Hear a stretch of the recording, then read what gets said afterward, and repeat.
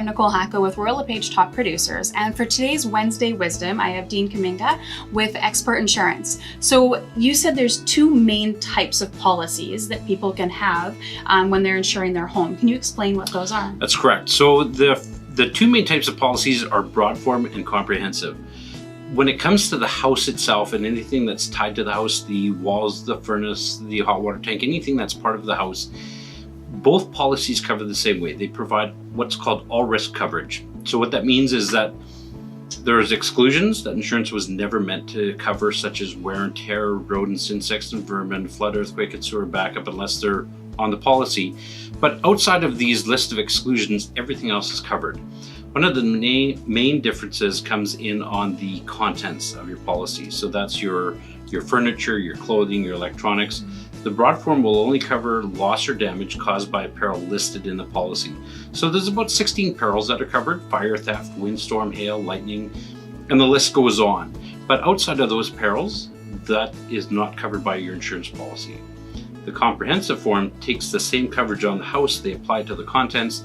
So now you've got coverage for things like accidental breakage, mysterious disappearance, loss, that sort of thing. So if, for example, you decided you move into your new home and you're going to paint the living room, you spill paint all over your furniture, it is not covered by a broad form policy.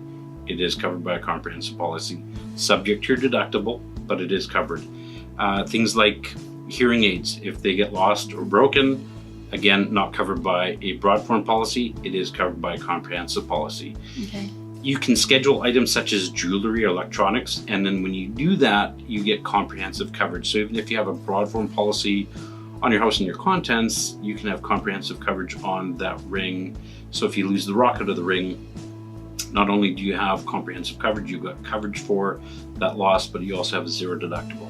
Okay, so I assume that when you meet with somebody, you're going to explain maybe the differences with the two policies, different costs associated, and help them find what's going to be best for them. Correct. So before I get into the pricing, I want to make sure that clients understand what we're talking about when I give them quotes on those things.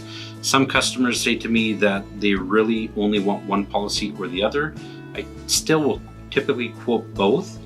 The comprehensive policy will be more expensive because it covers more things, but I do like to give information so that clients understand what they're buying, and then they also know what they're going to be paying and what they're getting for paying that premium. Okay, perfect. Awesome. Well, thank you so much, Dean. So those are the two main types of insurance policies that you can have for your home. If you have any other questions, and if you're curious even about what policy you might have in your own home right now, just comment below, reach out to Dean, and we can look into those different things for you. So that's our Wednesday Wisdom for the week, and take care. Thank you.